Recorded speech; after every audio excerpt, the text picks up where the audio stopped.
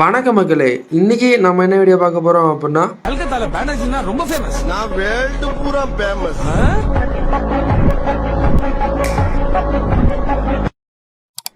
ஒரு 5.2ல பார்த்தீங்கன்னா Dolby radio support பண்ணுற மாதிரி நம்ம இன்றைக்கி ஆம்பிளிஃபையர் பார்த்தீங்கன்னா நம்ம ஃபிட்டிங் பண்ண போகிறோம்.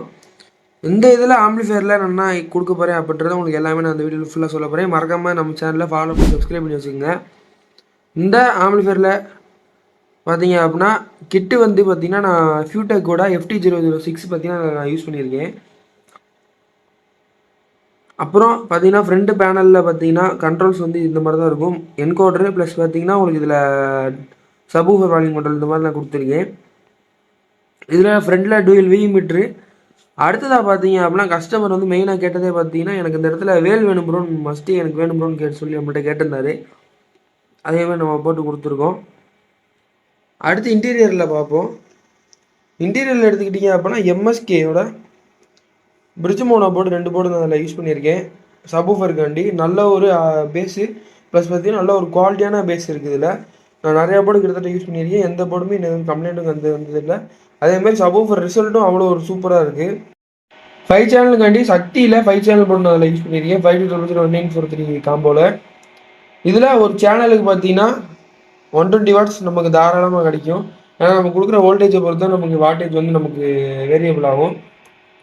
அடுத்ததாக டிரான்ஸ்ஃபார்மரை பொறுத்தளவு பார்த்தீங்க அப்படின்னா 26/26ல் ஒரு 15 ஆம்பியர் டிரான்ஸ்ஃபார்மர் அதில் யூஸ் பண்ணியிருக்கேன். நல்ல ஒரு ஆம்பியர் ரேட்டிங் இருக்கும் நம்ம டிரான்ஸ்ஃபார்மரில்.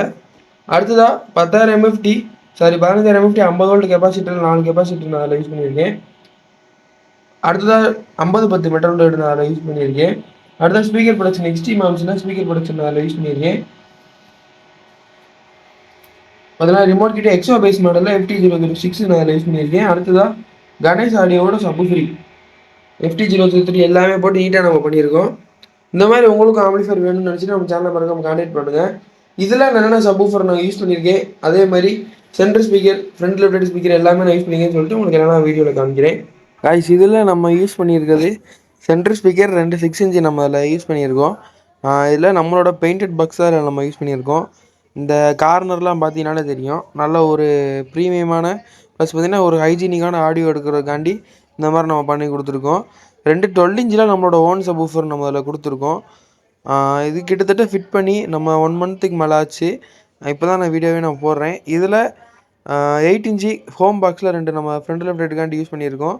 ஒரு ஸ்டாண்டு யூஸ் பண்ணி நம்ம வந்து கிராஸாக போட்டிருக்கோம். ஏன்னா ஹைட் அதிகமாக இருக்கலாம், நமக்கு ஆடியோ கிளாரிட்டியாக நமக்கு கீழே வரணும் அப்படின்றதுக்காக நம்ம கொஞ்சம் சாய்ச்சி மாட்டியிருக்கோம். ஸ்டாண்டு யூஸ் பண்ணி செவுத்தில் நல்லா ஆணி அடித்து பார்த்தீங்கனாலே தெரியும். நல்லா நீட்டாக வயரிங் பண்ணி கஸ்டமருக்கு நம்ம நீட்டாக பண்ணி கொடுத்துருக்கோம். இதில் கிராஸ் பாக்ஸ் பார்த்தீங்கன்னா சரௌண்டுக்காண்டி நம்ம அதில் யூஸ் பண்ணியிருக்கோம். இதோட ஆடியோ டெஸ்டிங்